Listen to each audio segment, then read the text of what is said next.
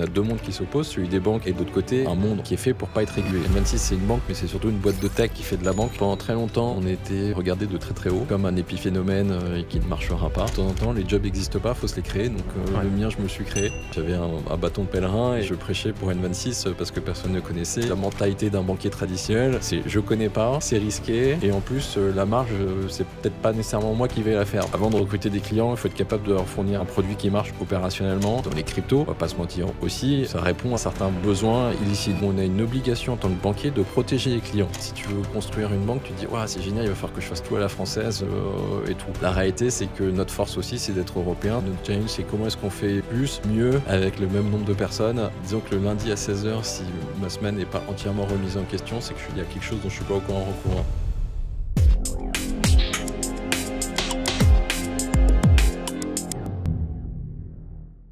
Salut à tous, bienvenue pour une nouvelle interview de Crypto Coulisses.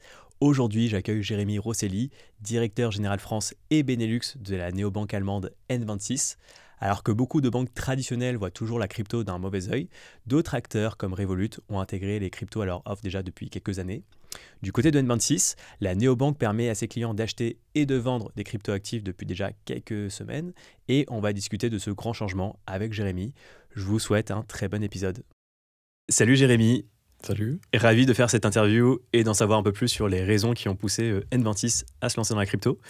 Déjà, pour commencer, est-ce que tu peux expliquer quand est-ce que toi, tu as rejoint N26 ? Alors moi, j'ai rejoint N26 en 2016, donc il y a 7 ans. Alors, la blague, c'est que j'étais déjà chauve, donc c'est pas ça qui m'a fait perdre mes cheveux. À l'époque, c'était une petite start-up à Berlin avec une centaine d'employés. Donc tout le monde m'a demandé qu'est-ce que tu vas faire dans une start-up à Berlin. La réalité, c'est que c'était le moment où justement, il y avait tout ce vent de digitalisation et ça n'avait pas encore atteint la banque, donc il y avait encore beaucoup de choses à faire. Et c'était une start-up en Allemagne, c'est-à-dire qu'en France, on connaissait vaguement les banques en ligne, mais on n'était pas du tout encore dans la banque mobile, on n'était pas du tout dans le fait que justement, une banque, une nouvelle banque, une boîte de tech puisse révolutionner le monde de la banque.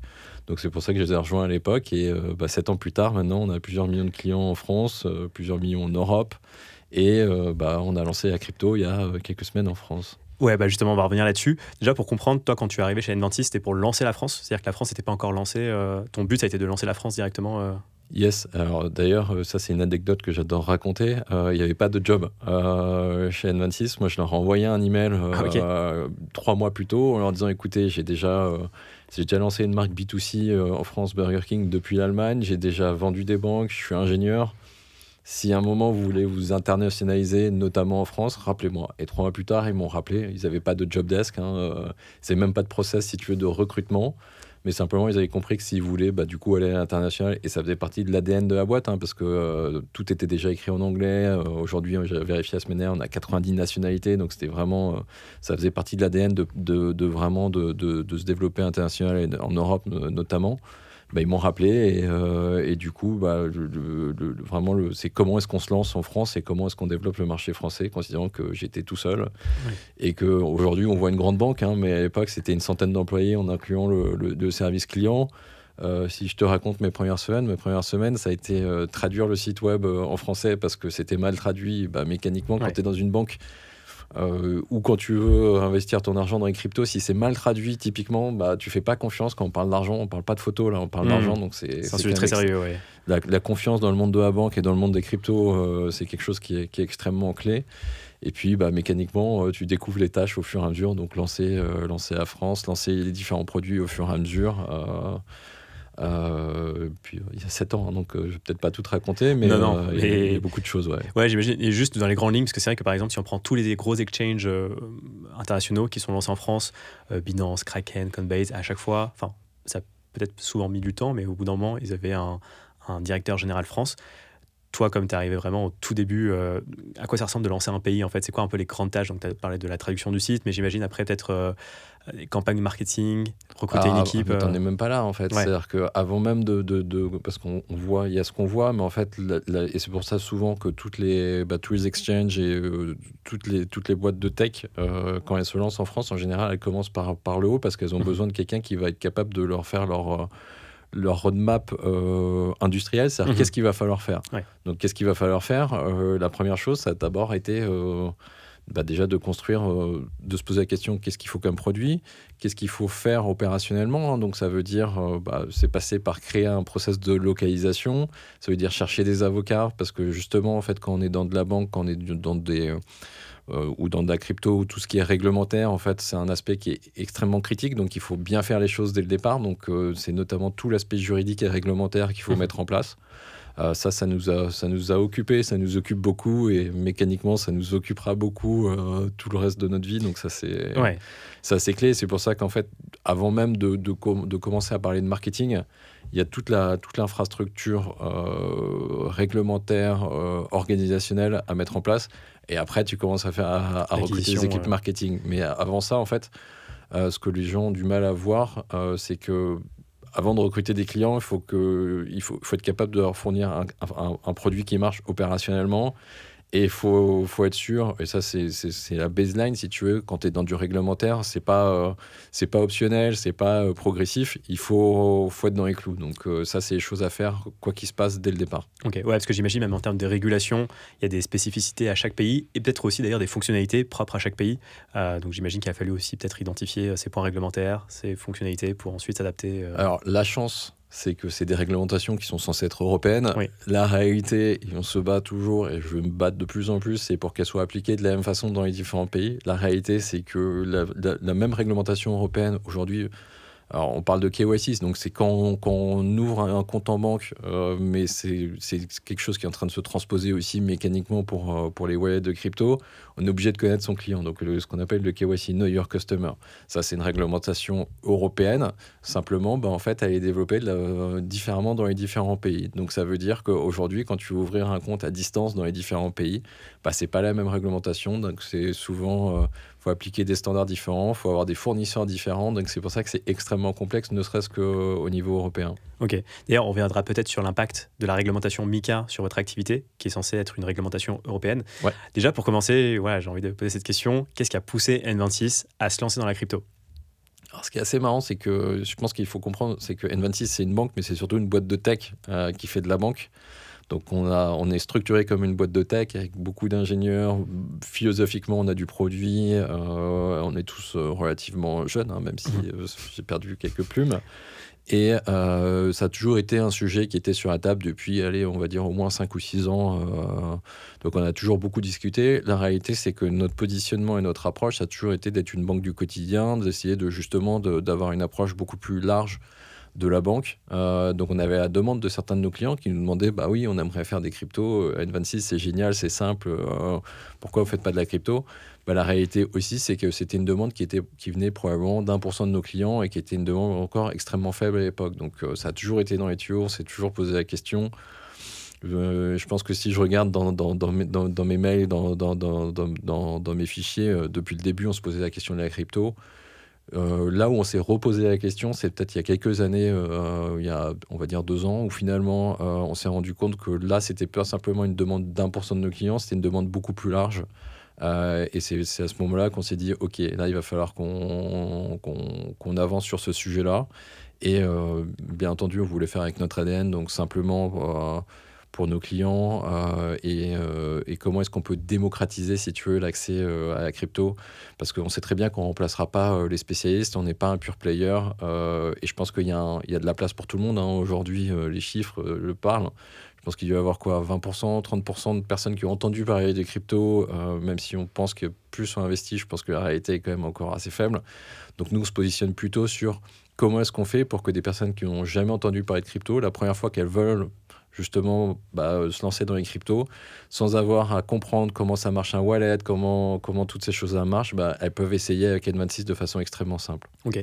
Alors c'est vrai que si on prend un de vos concurrents, donc Revolut, qui est une néobanque d'origine UK, eux, ça fait des années qu'ils permettent d'acheter des cryptos. Est-ce que le fait que Revolut soit lancé là-dedans, ça vous a un peu mis la pression ? Enfin, en gros, ma question, c'est si Revolut ne l'avait pas fait, est-ce que ça aurait pas mis plus de temps sur N26 pour intégrer... Pas du tout. Non. Non. Et la réalité, c'est qu'ils l'ont fait il y a très longtemps. Oui, et vous avez et attendu. Et je pense que c'est ça qu'ils a porté aussi pendant un certain temps, parce qu'il y a eu pas mal de bull market sur ce sujet-là, et ça n'a pas changé notre approche. Nous, en fait, la réalité, c'est qu'il y a assez de place pour beaucoup d'acteurs, et on se concentre sur ce qu'on doit faire, quelles sont les attentes de nos clients, si tu veux. Donc, on l'a vu, on a très bien compris, mais c'est eux, ils l'ont lancé justement à l'époque où ça concernait 1% du marché, où là, nous, on préférait justement se concentrer sur comment est-ce qu'on est capable de devenir la banque du quotidien de la majorité de nos clients. Ok. Alors, il y a un vrai sujet quand on parle de crypto et de banque. C'est vrai que par le passé, tu as quand même beaucoup d'utilisateurs de banques qui ont une mauvaise expérience parce qu'en fait, ils voulaient faire un virement vers un exchange, un Coinbase, Kraken, peu importe. Et souvent, leurs banquiers, souvent des banques tradies d'ailleurs, leur disaient non, pourquoi vous voulez faire un virement vers une plateforme d'échange qui était prêt aussi à bloquer finalement ces virements. C'est quoi pour toi le rapport des banques face aux cryptos aujourd'hui, sachant que vous êtes une néobanque, donc vous êtes peut-être dans la partie gentille de l'écosystème bancaire, je sais pas. C'est gentil de nous mettre du bon côté. Non, je sais pas, je parle des néobanques de manière générale. Après, peut-être que chaque néobanque a ses spécificités. Alors, je pense qu'il y a plusieurs choses. Un, il faut comprendre que N26, comme ça reste une banque comme l'ensemble des acteurs aussi traditionnels, donc c'est la même réglementation. Et la réalité, c'est qu'on est obligé d'appliquer la réglementation, notamment contre le blanchiment d'argent et le financement du terrorisme. Donc ça, c'est quelque chose qui est clé. Et toutes les banques sont obligées de respecter cette réglementation. Et notamment, ça veut dire qu'on est obligé de s'assurer que les fonds ne vont pas partir financer ou revenir ou sont issus d'activités illicites. Donc ça, c'est une de nos obligations. Et mécaniquement et structurellement dans les cryptos, on va pas se mentir aussi, c'est fait pour être décentralisé et justement pour ne pas... ça répond à certains besoins illicites. Donc la réalité, c'est qu'on a deux mondes qui s'opposent, celui des banques qui ont l'obligation de vérifier ça, et de l'autre côté, des plateformes qui, justement, ou un monde plus généralement qui est fait pour pas être régulé. Donc c'est la difficulté. Et c'est pour ça que la plupart des acteurs traditionnels, en général, quand ils savent pas, ils se posent pas de questions, ils bloquent et ça marche pas. Donc ça, c'est l'approche plus traditionnelle. Ouais. L'approche d'N26, c'est de dire, OK, nous, on comprend un petit peu plus, ça fait partie de notre ADN. Comment est-ce qu'on peut faire pour que nos clients puissent trader, puissent échanger des cryptos, donc être exposés à ça, sans être bloqués par leur banque, parce que nous aussi, de temps en temps, on pose des questions à nos clients lorsqu'ils veulent échanger. C'est la réalité aussi, on leur demande pourquoi telle ou telle transaction. Et comment est-ce qu'on peut faire ça ? On le fait avec notre façon de faire, donc encore une fois, extrêmement simplement pour les clients, mais on le fait aussi de façon à ce que justement ça soit maîtrisé et que les clients puissent avoir accès donc du coup aux cryptos, mais sans avoir à être bloqués justement parce qu'ils soient obligés d'envoyer de l'argent vers une partie tierce et où on n'a pas justement la visibilité et l'explication sur la façon dont ça marche. Ouais, alors c'est vrai que moi, je trouve que ça interroge quand même pas mal. Alors, quand je parlais des banques qui refusaient des virements, c'est souvent, en fait, tu as des banquiers qui vont justement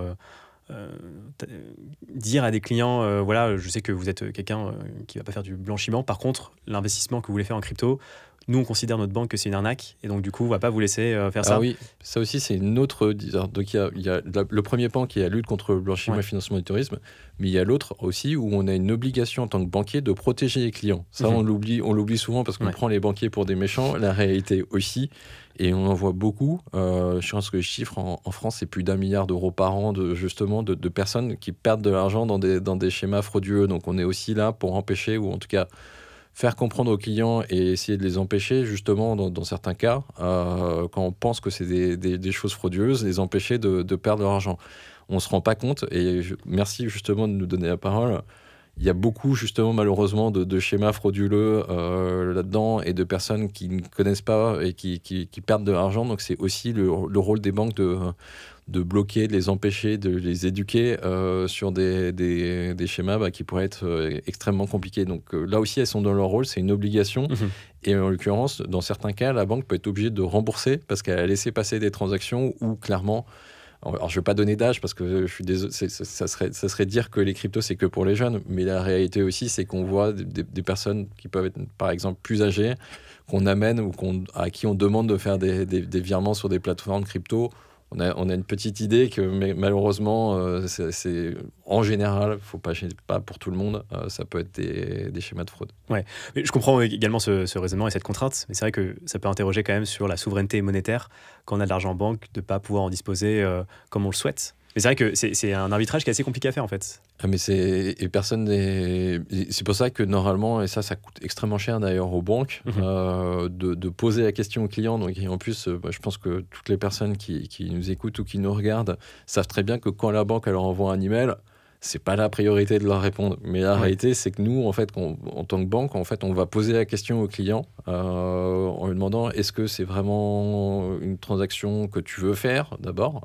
Est-ce que pourquoi est-ce que tu veux vraiment faire cette transaction et ainsi de suite pour vraiment s'assurer qu'il n'y a pas de fraude derrière. Mais ça demande beaucoup de travail. Et il y a un juste équilibre à essayer de trouver, en tout cas même opérationnellement. Nous, on travaille beaucoup sur comment est-ce qu'on rend la chose simple auprès de nos clients, parce que c'est des choses qui arrivent dans les cryptos, mais d'ailleurs pour d'autres types d'investissements. J'imagine qu'il y a peut-être un travail d'éducation aussi à faire sur les clients pour s'assurer que quand ils investissent en crypto, ils savent ce qu'ils font, pour aussi peut-être avoir moins de bloqueurs pour Mais ça c'est quand on fait avec des plateformes extérieures. Après, nous, il y a le setup d'N26 où justement c'est entièrement intégré. Donc justement, on n'a pas toutes ces contraintes-là où on va demander de justifier les transactions parce que mécaniquement, on sait que c'est notre client. On sait que l'argent, il est entre nous et notre partenaire. Donc de toute façon, c'est un écosystème qui techniquement est fermé. Donc là aussi, on sait qu'il n'y a absolument aucun risque. Et donc mécaniquement, on est capable de simplifier l'expérience de nos utilisateurs et de ne pas avoir à leur demander notamment de justificatifs parce que c'est de l'argent qui est chez nous et qui va chez un partenaire. Et d'ailleurs, est-ce que vous considérez que vous avez une part de responsabilité du coup sur les tokens que vous allez lister pour pas qu'il y ait des scams entre guillemets qui se retrouvent listés sur N26 parce que avec un risque finalement que les clients de N26 se retournent contre vous Alors, aujourd'hui, typiquement, on travaille avec un partenaire qui s'appelle Bitpanda. On est super transparent là-dessus. Et c'est aussi tout l'intérêt, c'est d'avoir un acteur qui est régulé en Europe, donc il y a la réglementation quand même qui est la plus élevée au monde, a priori. Et ça, c'est leur responsabilité. Et c'est aussi pour ça qu'on l'a fait avec un partenaire qui s'y connaît. C'est aussi parce que le monde de la banque, c'est un monde de confiance. Et il faut que tous les acteurs soient au même niveau de confiance. Donc c'est pour ça qu'on l'a fait avec eux. Typiquement, dans ces cas-là, c'est eux qui sont responsables, mais on sait aussi qu'ils appliquent les meilleurs standards pour ces sujets-là. Ok. Et toi, tu considères, si on prend surtout les acteurs bancaires traditionnels, est-ce que tu considères qu'il y en a quelques-uns ou la plupart aujourd'hui qui sont un peu anti-crypto ou qui commencent à changer peut-être aussi leur regard sur les cryptos, notamment depuis le ETF Bitcoin qui a été officialisé début janvier Alors, je pense qu'il y a... Je ne connais pas toutes les stratégies de toutes les banques traditionnelles. La réalité, c'est que le seul que je vois, ça a été la Société Générale avec Aforge. Tout à fait. Donc, eux... Et sur des cas précis, en l'occurrence, il y a des vrais cas d'usage. Stablecoin, tokenisation. Donc, eux, ils ont des vrais cas d'usage. Les autres, pour le moment, je ne les ai pas vus très actifs sur ces sujets-là, voire même très loin. Après, la réalité aussi, c'est que la crypto est plutôt quand même structurellement faite pour pas être régulée, pour être décentralisée et pour s'affranchir des banques. Donc mécaniquement, si vous voulez, la mentalité d'un banquier traditionnel, c'est je connais pas, c'est risqué et en plus la marge, c'est peut-être pas nécessairement moi qui vais la faire. Donc mécaniquement, c'était compliqué. Mais c'est pour ça qu'aujourd'hui, on voit ceux qui rentrent, ou en tout cas, on voit un phénomène d'américanisation finalement. Eux, ils commencent à tout rapatrier chez eux, à mettre leurs propres règles et puis à construire. Un banquier veut construire ses produits. Donc mécanique, parce que c'est là où ils vont gagner de la marge. Donc c'est aussi là ce qu'on commence à voir avec BlackRock et toutes ces choses-là aux États-Unis. Ouais, c'est intéressant. Et d'ailleurs, toi, c'est quoi ton avis ? Est-ce que tu penses que les banques qui ne vont pas prendre le virage de la crypto, qui vont le prendre trop tard, vont être vouées à en subir les conséquences plus tard niveau business ? Oui, après aujourd'hui la crypto ça reste encore je pense que c'est pas encore tout le monde ne connaît pas encore la crypto, donc il y a encore le temps de rattraper, mais je pense que c'est les banques qui ne vont pas vers la crypto, c'est surtout une question de mindset et d'approche. Ça veut dire aussi qu'elles ne veulent pas innover, qu'elles ne veulent pas se poser de questions, elles ne veulent pas prendre de risques, elles ne veulent pas... Il y a une question d'approche. Je pense qu'il faut aussi vivre avec son temps, il faut vivre avec le mobile, il faut vivre avec les nouveaux produits. Et je pense que le métier de banquier, c'est aussi d'être capable d'expliquer, de démocratiser et de simplifier ces aspects-là pour leurs clients, mais encore une fois, de façon responsable. Donc, ils ont la responsabilité aussi de ne pas les exposer, en tout cas de les exposer de façon mesurer à des risques et de mesurer le risque et d'expliquer le risque auprès de leurs clients. C'est aussi compliqué. Mais d'ailleurs, ça soulève une autre question, c'est-à-dire que le fait de maintenir tes clients vers un écosystème que en fiat, que ce soit euro-dollar, est-ce qu'il n'y a pas un risque aussi que ces monnaies aussi se dévaluent dans le temps et que, après, c'est des sujets un peu plus long terme, mais c'est philosophique. C'est philosophique à ce niveau-là. Nous, on fait un peu moins de philosophie, on est beaucoup plus pragmatique. On se dit que de toute façon, comme on l'a fait sur les cryptos et sur beaucoup d'autres sujets, on verra les choses évoluer, et quand les choses évolueront, on sera capable de s'adapter aussi. Que ça soit, c'est sur les cryptos, mais l'usage du mobile, des cartes de paiement et ainsi de suite. Nous, on se pose plutôt la question de, on va voir les choses évoluer, et à ce moment-là, on sera capable d'innover, de comprendre comment les choses et d'agir beaucoup plus rapidement que n'importe quel autre acteur. C'est ça nos positionnements. Donc, un exemple concret, le Covid est arrivé, la poste était compliquée. On s'est rendu compte, en Italie, la poste ne marche plus. Qu'est-ce qu'on a fait ? On a été capable d'innover. On s'est dit, OK, le problème, c'est que les personnes ne peuvent plus recevoir leurs cartes. On est capable de les rendre actifs directement dans les smartphones au moment où les clients ouvrent leur compte.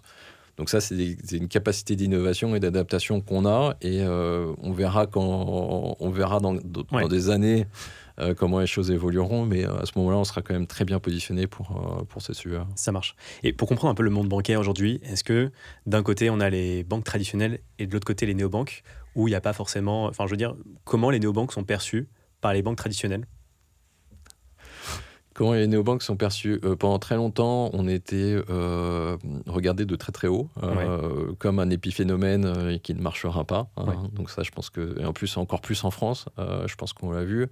Après, on s'est rendu compte qu'on était quand même capable de manger des parts de marché. Je pense qu'aujourd'hui, si on regarde la part d'ouverture de compte net en France, entre les néobanques plus les banques en ligne, on doit être pas loin de 90% ou 100%. Donc la réalité, c'est que tout le marché, toute la croissance du marché, en tout cas maintenant, elle se fait sur ces segments-là. Après, il reste quand même c'est quand même... Je ne vais pas dire un phénomène de rente, mais c'est aussi compliqué de changer de banque. Alors, il y a la loi Macron, mais la réalité, c'est que c'est quand même des produits qui sont un petit peu complexes. Néanmoins, on va voir que les choses vont s'accélérer. On voit que les choses commencent à s'accélérer déjà en Europe et dans pas mal de pays où il y a des acteurs, des néobanques comme nous, mais d'autres qui commencent à avoir plusieurs millions de clients. Et donc, ils commencent à avoir la taille critique même des banques traditionnelles. Les deux coexisteront. Par contre, clairement aussi, il y aura probablement certaines banques traditionnelles. Malheureusement, ça va être compliqué pour plein de raisons opérationnelles, financières ou mécaniquement. On arrive à un stade où N26, typiquement, on s'est lancé, on avait une carte, un compte. Maintenant, on a une carte, un compte, du crédit, de l'épargne, de l'investissement, des cryptos.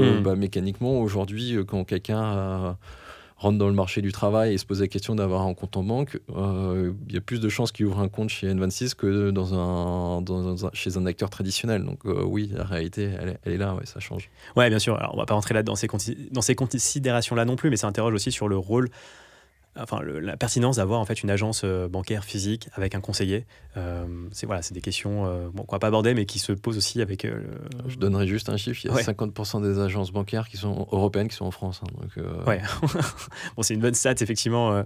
J'aimerais un peu parler de l'offre crypto de N26. Déjà, qui vous ciblez avec cette offre-là ?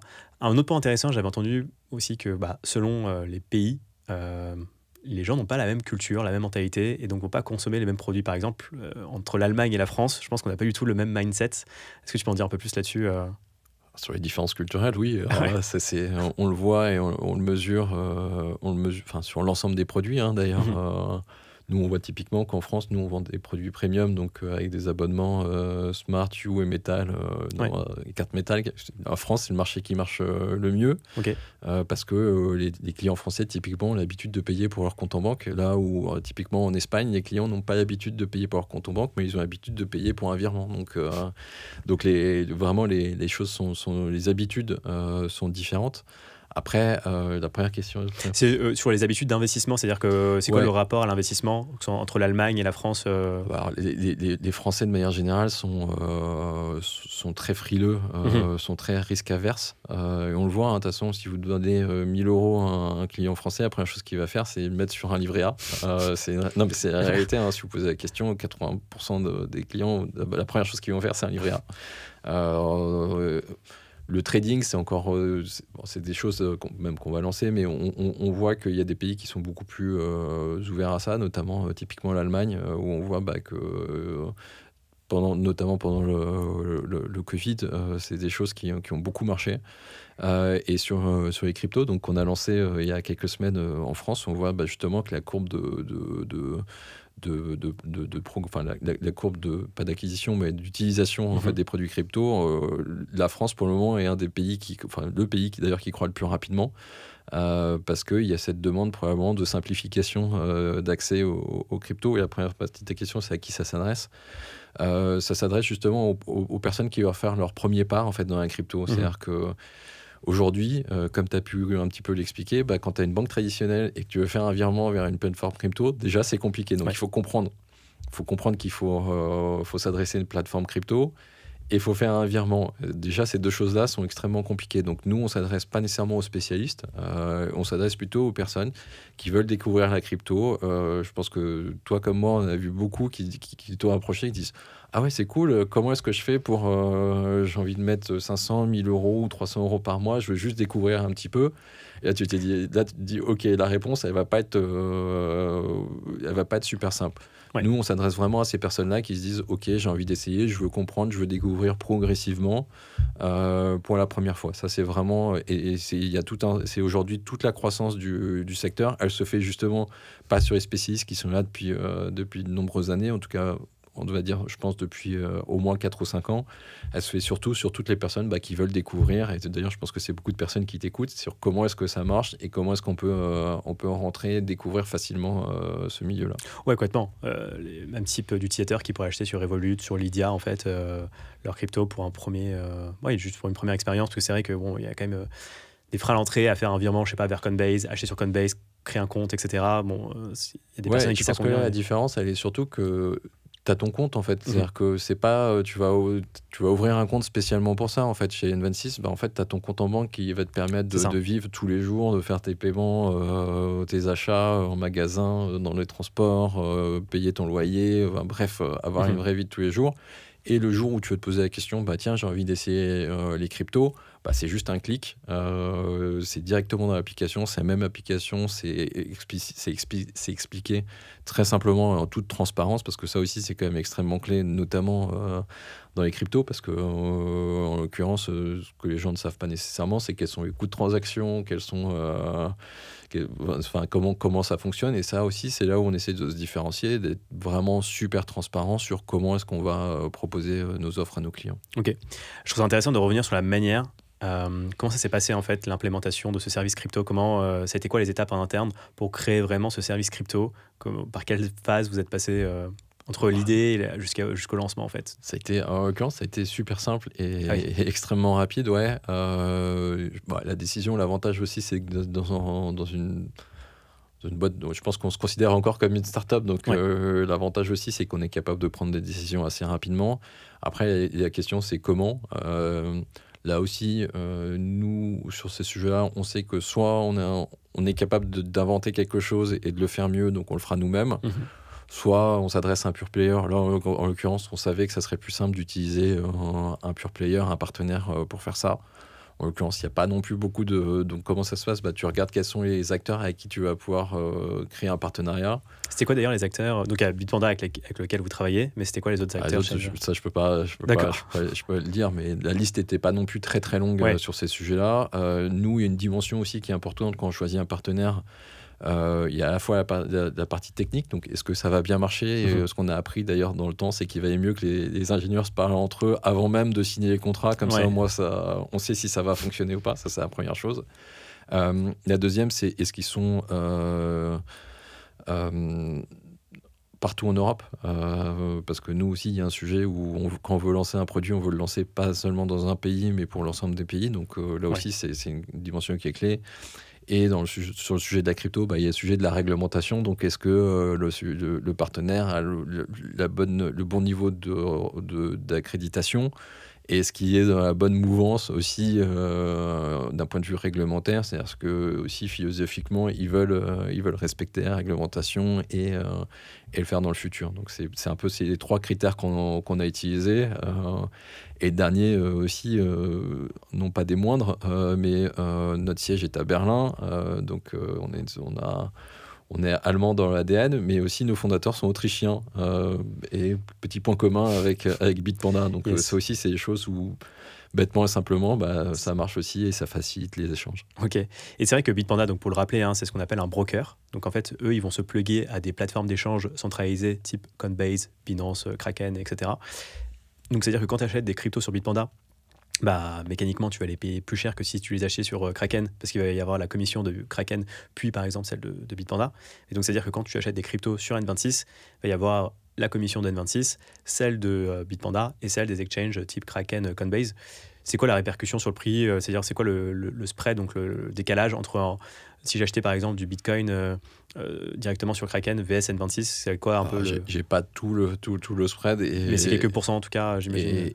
Alors, j'ai pas tout le spread. Nous, je sais que les frais qu'on va facturer aux clients, qui a priori, non, j'imagine que ça intègre l'ensemble de l'échelle de valeur. Typiquement sur du Bitcoin, ça va être 1% si t'es client métal. Okay. 1,5 si t'es client dans les tiers d'en dessous, et 2 et 2,5 sur les autres cryptos. Après, je pense que ce qui est important d'expliquer, c'est 2 choses. La première, c'est que on est transparent sur ces coûts-là. Je pense que c'est tout sauf le cas de beaucoup d'acteurs, et je pense que pour avoir regardé un peu l'écosystème de l'intérieur depuis très longtemps, parce que j'ai découvert les cryptos avant même N26, donc moi à l'époque le Bitcoin était à $300. Donc t'es un vieux de la vieille.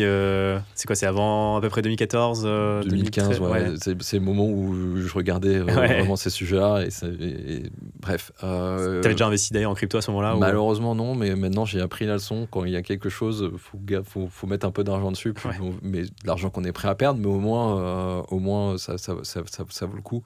Mais non, il y a un vrai sujet de transparence même dans l'écosystème où finalement des frais end-to-end pour le client finalement sont peu transparents, et ça c'est important aussi, et c'est pour ça qu'on veut se distinguer aussi là-dessus.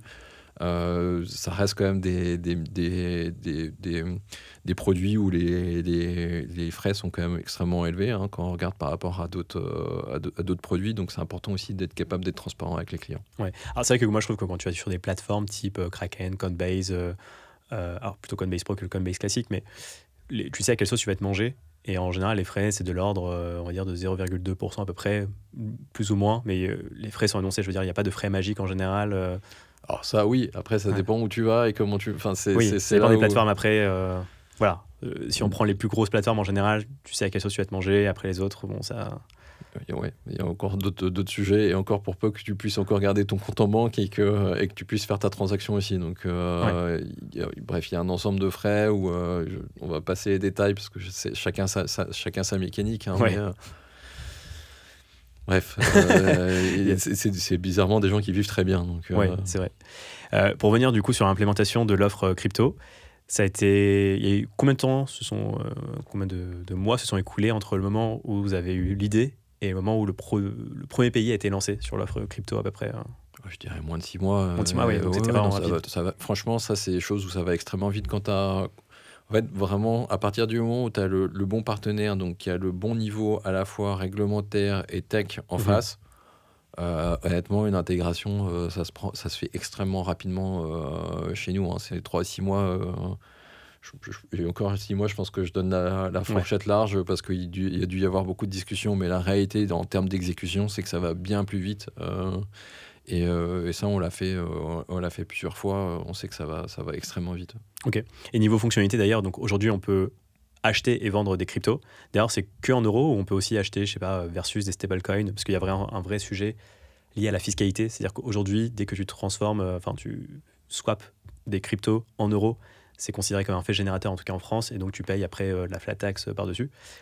Aujourd'hui, c'est que l'euro, mais bien sûr, on va continuer à regarder et faire évoluer le produit. Hein. Ça, on a aussi cette mentalité de boîte tech, ça c'est AV1, mais bien entendu, le but c'est de faire évoluer, donc ça vient aussi des deux côtés, hein, parce qu'on dépend aussi de Bitpanda. Ce que j'allais dire, c'est qu'en fait, est-ce que niveau fonctionnalité, vous êtes limité par votre partenaire, ou après, peut-être qu'à terme, il y a possibilité d'intégrer d'autres partenaires. Je pensais par exemple au stacking. Dans ce cas-là, il y a des partenaires dédiés à ça. Je pense à Kin en France, mais il y en a sûrement d'autres, pour justement proposer des fonctionnalités qui ne sont pas proposées par Bitpanda ou dans l'accord que vous avez avec Bitpanda. Je n'ai pas le détail de l'accord, pour être très, très transparent avec toi. Mais de toute façon, ça, c'est des choses qui peuvent évoluer dans le temps. Aujourd'hui, je pense que pour tout le monde, et vraiment notre approche, c'est comment est-ce qu'on peut simplifier pour tout le monde. Là, tu commences déjà à rentrer dans des choses qui sont un peu plus pour les spécialistes, et c'est pas notre corps de métier pour le moment. Mais c'est vrai que tu dis, maintenant que j'ai acheté des cryptos et qu'en plus je peux pas les sortir, peut-être que si je peux avoir un rendement dessus, en appuyant sur un bouton, c'est cool d'avoir du stacking ou du lending. Alors, si tu veux avoir du rendement, on a lancé dans différents pays, et ça arrivera bientôt en France aussi, de l'épargne. Hein. Donc, beaucoup plus simplement, tu n'as pas besoin de passer par de la crypto. Tu peux pas, mais ça, c'est... Et tu veux te réexposer peut-être et effectivement avoir du... c'est des fonctionnalités qui arriveront plus tard. Mais je pense que ça arrivera plus tard. Et je pense que nous, vraiment, notre métier, c'est comment est-ce qu'on peut expliquer Parce que l'éducation financière en France, elle est encore extrêmement faible, en fait, par rapport à l'ensemble des pays au sens large. Donc, il y a encore beaucoup de travail, ne serait-ce que pour détricoter ce qui existe en France sur l'ensemble des produits. Donc la crypto, c'est un aspect, hein, mais l'ensemble des produits, quand tu regardes un petit peu comment ça fonctionne l'épargne, comment ça fonctionne l'investissement, il y a encore un petit peu de travail, tu vois. Donc aujourd'hui, quand tu te dis waouh, il va falloir que j'aille voir mon banquier, tu te dis ça va être compliqué, il va essayer de me vendre des trucs avec des noms que je comprends pas, avec des coûts qui sont absolument incompréhensibles, et je sais même pas. À la fin, de toute façon, c'est toujours le client qui perd. Non, mais c'est la réalité de la philosophie d'une banque traditionnelle. Donc là, nous, notre métier, c'est comment est-ce qu'on va simplifier ça. Donc on le fait sur la crypto de façon très simple. Encore une fois, c'est notre approche, c'est j'ai jamais acheté de crypto de ma vie. J'ai un compte N26 où j'ai pas de compte N26, mais je veux juste acheter des cryptos de façon très simple et regarder comment ça marche et mettre un petit peu de côté, et puis de temps en temps échanger un petit peu. Bah oui, N26 c'est le bon acteur. Si demain tu veux commencer à faire du stacking et autres, c'est pas chez nous. Mais notre objectif, c'est simplement d'expliquer très simplement aux clients comment ça marche. Ok. Du coup, une fonctionnalité que je vois qui pourrait peut-être arriver plus tôt alors, c'est par exemple la possibilité de faire des achats récurrents en crypto pour constituer une sorte de, de livret d'épargne version crypto. Je ne sais pas si c'est directement dans crypto, mais on a déjà cette fonctionnalité déjà de mettre au moins de l'argent de côté systématiquement, de façon régulière. Donc déjà, ça te permet de mettre de l'argent de côté, et aussi, même quand tu reçois ton salaire, déjà de le splitter dans ce qu'on appelle des espaces. Donc on appelle ça l'income sorter. Donc on est déjà capable de, quand tu reçois ton salaire, de mettre directement X argent dans différents espaces. Je ne sais pas si on l'a relié directement au crypto, mais typiquement, ça, c'est des choses où ça, c'est vraiment de la fonctionnalité qui arriveront assez rapidement. D'ailleurs, si on a la demande, on sera heureux de le faire. Ok. Et alors, tu parlais d'investissement. Est-ce que c'est dans votre roadmap de permettre, dans la lignée de la crypto, de permettre aux utilisateurs de pouvoir acheter de l'or, des actions, et de vraiment devenir une plateforme un peu d'investissement, mais un peu... pas pour les traders, mais pour les personnes qui veulent investir une partie de leur salaire.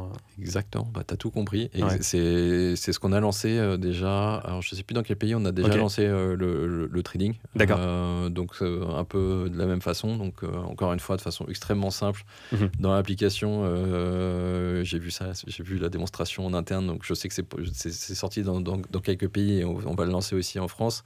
Encore une fois, tu es dans ton application de façon extrêmement simple. Tu veux acheter une action Amazon, Apple, parce qu'au final, je suis pas sûr que les gens savent très bien ce que c'est qu'Essilor. Par contre, ils savent beaucoup plus ce que c'est que Amazon ou Apple. Et donc aussi, encore une fois, comment est-ce qu'on est capable de le faire de façon extrêmement simple, du bout du doigt, et de façon extrêmement transparente. Donc ça, on l'a déjà lancé dans certains pays. Ce qu'on a fait pour la crypto en France, on veut aussi le faire pour le trading. Donc Donc simplifier finalement l'investissement et simplifier la finance au sens large. Tu veux acheter une action du bout du doigt. Et d'ailleurs aussi, ça c'est une des innovations, c'est que t'es pas obligé d'acheter, qu'on voit notamment dans les cryptos, t'es pas obligé d'acheter une action entière. Ouais, parce que c'est vrai qu'une action Amazon aujourd'hui, j'ai pas les chiffres en tête, mais c'est de l'ordre à peu près peut-être de $2000, quelque chose comme ça, effectivement. Donc c'est des choses où non, justement, action fractionnée. Là tu commences à innover, et là où une banque traditionnelle, non, c'est compliqué. Ouais, c'est intéressant. Mais alors la question qui se pose aussi, c'est est-ce que tu es vraiment propriétaire de l'action? Parce que je prends en suspens ce que je veux dire, hein, mais je crois que quand tu achètes par exemple des actions sur eToro, il me semble que tu n'es pas propriétaire de l'action et que c'est eToro qui, je crois, qui est le propriétaire. Alors après, il y a des complexités qui sont même liées aux différents setups réglementaires, aux différents types d'actions. On ne va pas rentrer là-dedans aujourd'hui, mais ça dépend de beaucoup de choses. Ok. Pour venir du coup sur le lancement de cette offre crypto, c'est quoi un peu les difficultés que vous avez rencontrées? Parce que je suis sûr qu'il y en a où ça s'est vraiment fait de façon... non, ça a été très simple. Non, franchement, les seules difficultés, enfin c'est même pas des difficultés, c'est le seul travail que ça nous demande en plus, c'est le sujet de localisation. Donc mécaniquement s'assurer... Alors c'est peut-être la seule difficulté, c'est que la réglementation, notamment sur le marketing, elles sont différentes dans les différents pays. Donc typiquement ça aussi, c'est pas harmonisé au niveau européen, mais s'assurer justement qu'il y ait le bon niveau d'information, et aussi que tu peux pas faire du marketing de la même façon ou dire la même chose dans les différents pays. Donc ça nous demande un petit peu de travail en interne. Ouais. Ok. Et d'ailleurs, donc tout à l'heure on parlait de la réglementation MiCA, donc c'est vraiment la réglementation européenne qui va encadrer les crypto-assets dans l'ensemble de l'Europe. Ça a été quoi, ou ça va être quoi l'impact de la réglementation MiCA sur votre activité à vous? Franchement, c'est déjà pris en compte, si tu veux. C'est-à-dire qu'aujourd'hui, c'est plus des aspects réglementaires intrinsèques. Mais aujourd'hui, c'est compliqué si t'es pas régulé. Nous, aujourd'hui, mécaniquement, on est une banque, on fait les choses de façon extrêmement carrée, avec un acteur qui est lui-même régulé. Aujourd'hui, l'impact il sera pas majeur, et c'est pas des vrais sujets. Enfin, c'est un vrai sujet, mais c'est pas un sujet qui a un impact complexe chez nous. Ok. Alors moi, il y a une question que je me posais, mais en fait peut-être que c'est Bitpanda qui gère ça et pas vous directement. Avec la réglementation MiCA, tu vas avoir des stablecoins qui commencent à être délistés des plateformes d'échange en Europe en tout cas. Donc je pense à OKEx par exemple, qui a délisté pour les clients européens l'USDT, parce que qui n'est pas MiCA compliant. Je ne sais pas comment ça se passait pour l'USDC, mais est-ce que c'est quelque chose que vous regardez? Est-ce que Bitpanda va délister l'USDT?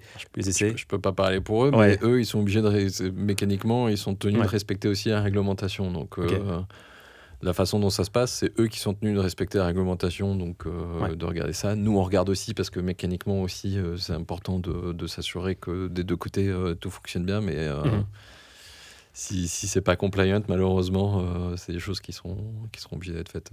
Ok, c'est intéressant. Mais du coup, pour revenir à Bitpanda, parce que c'est vrai que c'est un acteur, un partenaire stratégique pour vous, déjà une question que je me posais, c'est est-ce que vous avez fait ce partenariat avec Bitpanda pour justement, on va dire, bootstrapper le lancement de l'offre crypto sur N26?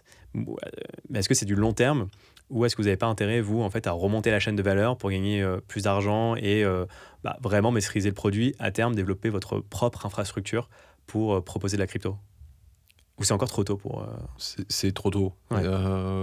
Objectivement, et ça, on l'a appris aussi, vraiment le retour d'expérience qu'on a eu, pas nécessairement sur la crypto, mais sur l'ensemble des produits, c'est que développer des produits soi-même, c'est extrêmement compliqué. Donc aujourd'hui, déjà, il y a la partie bootstrapping. Oui, clairement, on n'a pas cette expertise, et c'est une expertise en soi d'être capable de fournir des cryptos. Donc ça, en l'occurrence, on est très content de travailler avec Bitpanda.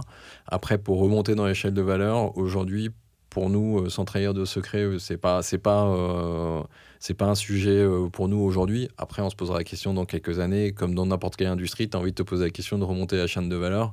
Aujourd'hui, le sujet, il est pas là. Pour nous, c'est beaucoup plus des sujets de comment est-ce qu'on est capable de continuer à développer notre offre de produits. Donc, l'élargir avec le trading, l'épargne au sens large. L'élargir en termes de pays. Donc, aujourd'hui, continuer à développer notre offre dans les différents pays en Europe, et attirer un maximum de clients. Remonter l'échelle de valeur, aujourd'hui, on ne se pose pas cette question-là. Ok. Et d'ailleurs, pour venir sur la gestion des fonds, donc aujourd'hui, comme vous avez ce partenariat avec Bitpanda, moi, quand j'achète de la crypto sur N26, la crypto en question, elle est stockée par Bitpanda ou par N26 Par Bitpanda. Par Bitpanda.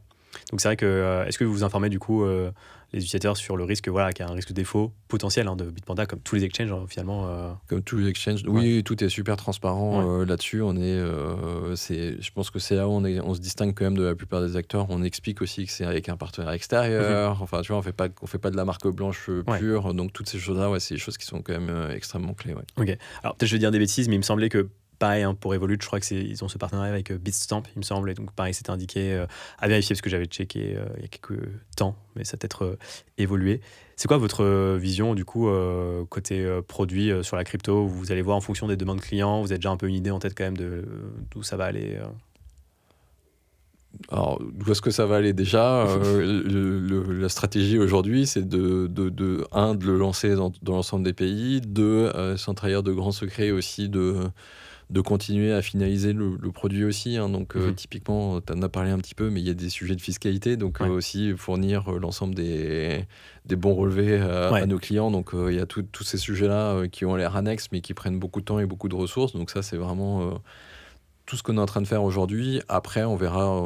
C'est pas encore défini exactement comment on voudra faire évoluer le produit. Ça va dépendre des retours des clients. Ça va dépendre de l'évolution du marché aussi, peut-être, oui, de la réglementation. Mais aujourd'hui, pour le moment, on est d'abord on est dans la première phase. Après, dès qu'on aura un peu plus de retour d'expérience, on continuera à faire évoluer le produit. Mais aujourd'hui, et surtout typiquement sur un produit comme crypto, les cryptos, malheureusement, on n'a pas une roadmap de 5 ans parce qu'on sait que les choses vont évoluer beaucoup plus rapidement et que ça ne sert à rien même d'avoir une roadmap à 5 ans pour le moment, en fait. Ouais, non, c'est qui est cool, justement, c'est que vous avez cette flexibilité pour, j'imagine, pour aller là où vous voulez.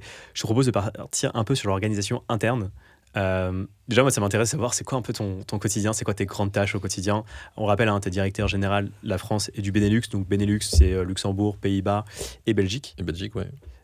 Du coup, c'est un peu à quoi ressemble un peu ta vie chez N26 Moi, j'ai ma grande... Enfin, c'est pas une blague, mais disons que le lundi à 16h, si ma semaine n'est pas entièrement remise en question, c'est qu'il y a quelque chose dont je suis pas au courant. C'est-à-dire qu'il n'y a jamais 2 semaines pareilles, 2 journées pareilles. La réalité, c'est qu'on a toujours beaucoup de sujets. Donc, maintenant, et mon travail a beaucoup évolué. Quand j'ai commencé chez N26, je faisais... j'avais un bâton de pèlerin et je prêchais pour N26 parce que personne ne connaissait et que c'était extrêmement simple. Maintenant, on a une équipe à Paris, on a des vrais sujets opérationnels. Donc, c'est vraiment des sujets à 360 qui commencent mécaniquement par la réglementation, parce qu'en France, on a une succursale, donc je suis managing director de la succursale en France. Tu es responsable légal, ça veut dire, j'imagine notamment, donc ça veut dire beaucoup de sujets réglementaires à gérer, donc s'assurer que justement tout est bien géré. Il y a tout un framework réglementaire pour ça. Donc je passe beaucoup de temps sur ces sujets-là. Après, il y a des sujets opérationnels qui sont à la fois s'assurer que ça fonctionne, et mécaniquement, la best practice, c'est qu'il faut... Plus tu grossis, plus il y a forcément des choses qui cassent et qu'il faut refaire et reconstruire opérationnellement. Donc, en interne et aussi en externe, parce que mécaniquement, plus on va grossir, plus aussi on aura tendance à notamment externaliser certains process. Donc, il y a toute cette partie de s'assurer que ça fonctionne bien et comment est-ce que tu es capable de scaler. Après, il y a tous les aspects opérationnels purs d'un manager, donc ça veut dire avoir une équipe à Paris, gérer les personnes, s'assurer que tout le monde va bien, tout le monde est content et forcément en France on est français, et après les aspects plus à 360, parce que il faut la France, ça reste la France ou le Benelux, c'est comment est-ce qu'on est capable de s'intégrer, donc par rapport à l'ensemble des pays, c'est-à-dire comment est-ce qu'on est capable de trouver le plus grand dénominateur commun à l'ensemble des pays pour avoir le minimum de localisation à faire. Donc ça veut dire, parce que mécaniquement, oui, si tu veux construire une banque, tu te dis c'est génial, il va falloir que je fasse tout à la française et tout. La réalité, c'est que notre force aussi, c'est d'être européen. C'est comment est-ce qu'on est capable. Donc je passe beaucoup de temps avec mes alter ego des différents pays et différents leaders des fonctions sur comment est-ce qu'on est capable de minimiser en fait le besoin de localisation pour la France, et justement être capable de maximiser les ressources. Aujourd'hui, et ça peut-être on n'en a pas parlé avant, mais l'équipe qui a lancé la crypto en France, c'est la même équipe qui a lancé dans l'ensemble des pays en Europe. Justement, j'allais te poser la question, vous avez une équipe vraiment dédiée à la crypto, j'imagine, mais elle fait quelle taille à peu près cette équipe Alors c'est une équipe standard avec une équipe produit. Alors, je connais pas le détail exactement de combien ils ont d'ingénieurs, mais c'est une équipe qui justement, ils ont leur équipe back-end, front-end, avec un product manager. Même 2, je pense. Mais des équipes enfin vraiment une équipe standardisée là-dessus, donc produit. Une équipe qui est plus business aussi oriented, donc qui aide l'équipe produit justement à gérer le partenaire extérieur et tous les aspects de project management au sens large, parce que c'est pas simplement que lancer le produit d'un point de vue technique. Il faut aussi s'assurer avec les équipes de back-office. Si un client a une question, il faut que le service client ait la réponse à la question. Donc, il faut s'assurer que ça soit la bonne réponse et qu'elle soit standardisée. Et ensuite, ils le font pour l'ensemble des pays, donc avec certains niveaux de réglementation qui peuvent être un tout petit peu différents d'un pays à l'autre. Ok, donc j'imagine qu'il y a quand même peut-être est-ce qu'il y a un responsable d'ailleurs crypto dans chaque pays, genre en France, un responsable crypto? Non, justement, c'est la même équipe centralisée qui le fait pour... mais par contre, ils viennent venir nous voir et nous dire... Ça, pour la traduction, ne serait-ce que des... Qu'est-ce qu'il faut faire? Donc, on va regarder d'un point de vue juridique et réglementaire. D'un point de vue expérience utilisateur, mécaniquement, quand tu as des clients français, il va falloir leur traduire et leur traduire bien et de faire de façon extrêmement simple. Il y a toute la communication qui va aller avec ça. Donc, produire aussi toute la communication, toute la partie pédagogique sur nos différents supports. Ça, c'est beaucoup plus localisé. Mais l'idée, c'est d'avoir vraiment... ça marche pour chacun de nos pays, nos produits, avoir des équipes qui construisent le produit. On leur donne simplement nos specs, donc de quoi on a besoin. Et puis après, eux, ils s'en occupent pour l'ensemble des pays. Ok, et après j'imagine qu'ils priorisent quand même selon les pays, j'imagine qu'il y a quand même une... Alors ça c'est la grande tambouille interne de quel pays on priorise, c'est très politique, ça dépend des sujets, ça dépend de... Ça dépend de beaucoup de choses.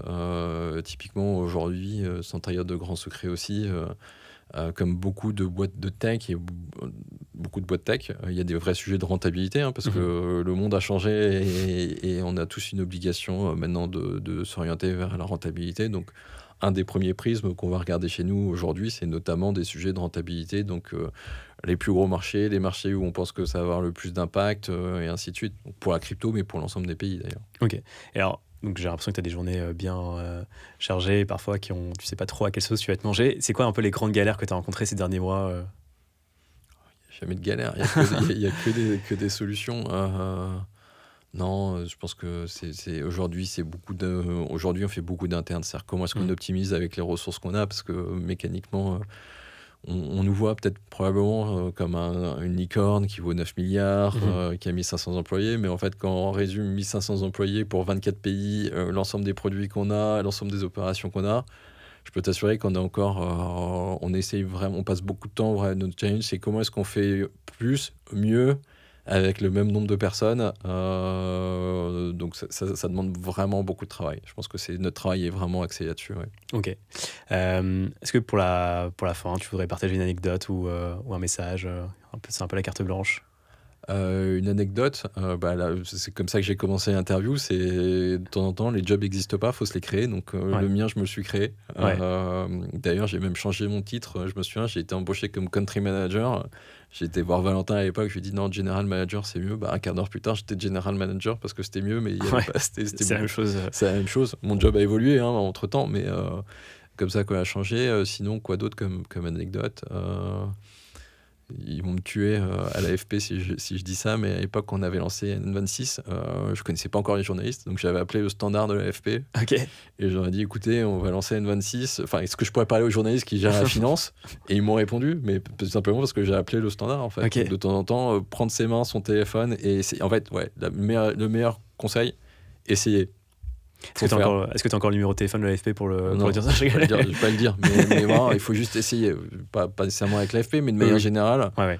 Moi, il y a plein de choses où on a pris notre téléphone et on a appelé les différents régulateurs, on a appelé les choses et on l'a fait nous-mêmes, en fait. Il faut juste de temps en temps, c'est pas une question de fonction, c'est juste une question de de faire soi-même, de comprendre et franchement, tout est possible. Et d'ailleurs, quand tu as contacté les régulateurs au tout début, est-ce qu'ils t'ont pris au sérieux quand tu disais que tu lançais N26 en France, sachant que c'était déjà une banque déjà bien en place donc, Alors, quand j'ai lancé N26 en France, Ouais. ça restait quand même sans employés Ouais, en c'est pas Allemagne. énorme. Donc, Ouais, on ouais. venait d'avoir notre licence bancaire, donc, qui est quand même un vrai élément clé dans la croissance et un milestone enfin, c'est aussi beaucoup d'obligations. Mais typiquement, alors franchement, ils sont peut-être qu'ils nous écouteront, mais la CPR a été très vite très réceptive. En plus, je pense qu'en plus, ils venaient de créer la cellule FinTech à l'époque, donc il y avait vraiment une vraie volonté nous, on n'était pas nécessairement suivis par cette cellule-là, mais clairement, il y avait une vraie ouverture vers les nouveaux acteurs sur comment est-ce que ça fonctionne, comment est-ce que ça doit marcher. Non, on a très vite été reçus, on a très vite expliqué nos sujets. On a littéralement, quasiment depuis le premier jour, on a toujours eu des très bons échanges avec eux. Donc, au contraire, je pense que je ne connais pas les autres pays, mais en tout cas, vraiment, la discussion et c'est toujours très bien passé depuis le premier jour. Ouais. Ok, d'ailleurs, tu pourrais expliquer ce que c'est la CPR et est-ce que tu as encore. Enfin, j'imagine que oui, hein, tu es en contact régulier avec eux sur la partie régulation, bien sûr. J'imagine que toutes les semaines, tu dois leur parler. Alors, la CPR, à chaque fois, je me trompe sur l'acronyme. Moi aussi. Question piège. Pardon, mais oui, on mettra. Alors, c'est plus simple. La CPR, pour faire simple, on les appelle les gendarmes des banques. La réalité, et c'est pour ça aussi de préciser ce qu'ils font, en fait, la CPR, leur mandat, en fait, c'est de s'assurer que le système bancaire fonctionne bien et que les clients soient protégés. Parce que souvent, on les perçoit comme des gens qui sont là pour être tatillons et pour embêter les banques. Non, la réalité, c'est que le mandat de la CPR et du régulateur, c'est de protéger le système bancaire. Et on s'est rendu compte typiquement en 2008 que c'est compliqué et faut pas oublier que typiquement depuis 2008, les gens ont toujours confiance dans la banque, donc ça veut dire qu'ils protègent bien le système bancaire. Et le deuxième, c'est de protéger les clients, donc de mettre en place des garde-fous qui font que justement les banques vont protéger les clients. Donc ça, c'est important de bien comprendre ces missions-là. Moi, avant, je travaillais chez Burger King. C'est tout aussi réglementé. Simplement, le régulateur, il s'assure que les restaurateurs ne tuent pas leurs clients avec de la nourriture avariée. Là, c'est exactement la même chose. Donc c'est vraiment un acteur qui est extrêmement important. Et en fait, ce qu'il faut comprendre, c'est que c'est pas un acteur. En fait, c'est un ensemble. En fait, c'est un ensemble de groupes. En fait, où en fonction des sujets, on va avoir différents interlocuteurs. Donc, on travaille main dans la main sur chacun des sujets.